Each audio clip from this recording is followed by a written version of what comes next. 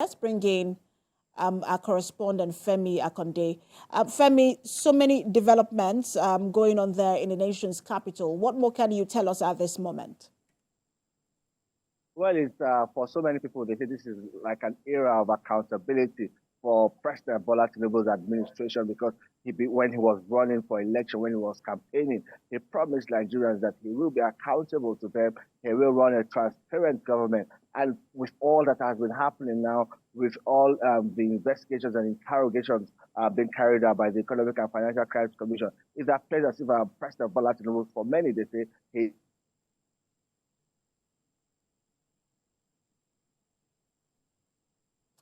Femi, are you still there?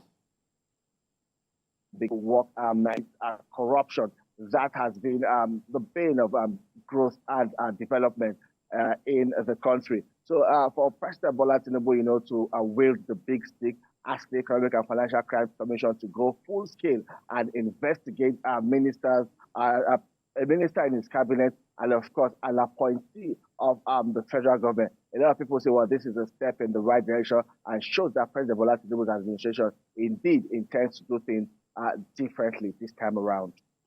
But there are also people who believe that the task before the president to rebuild public trust just even became more difficult. How is the president responding to all of this in terms of his mandate to build public trust and clean up the system? Well, from what we are seeing in the presidency and the body language, that says the president is taking it one step at a time. He has promised Nigerians that this is what he is going to do. He is going to run a transparent government. And he also told ministers clearly during the inauguration and swearing in, he told them that, well, they'll have to either shape up or shape out.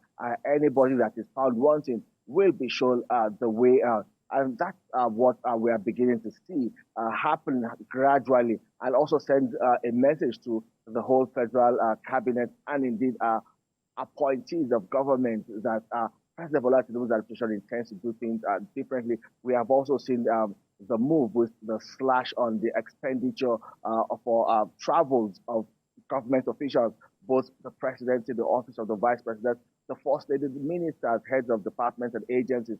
That slash by 60%, it's a significant cut that a lot of people say would also drastically reduce the cost of governance. It's one step at a time for this administration, and with all of these steps, they believe if this administration continues to hold this path, eventually that public trust it needs from Nigerians will be built. But with all of this, the approval rating is already rising.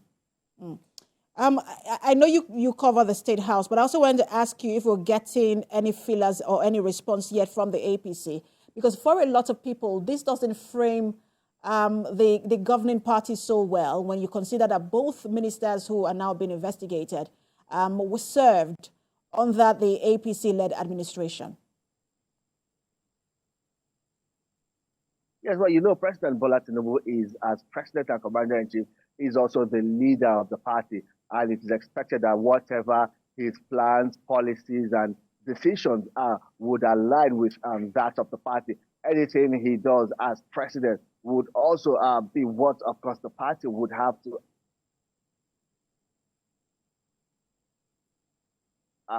so we believe yes, we have not had anything official from the APC, but from what we understand is that they have aligned with the president's decisions and programs, because just like during the campaign, the president campaigned on the platform of the All Progressives Congress, where he promised to run a corruption-free government and ensure that his administration upholds transparency. And that also is what the APC also what the APC say they also embodied in that eight-page manifesto of the party, which is now the renewed hope agenda of President Bola Tinubu's administration. So whatever it is the president and the presidency is doing, we expect the All Progressives Congress to be on the same page with that. Precious.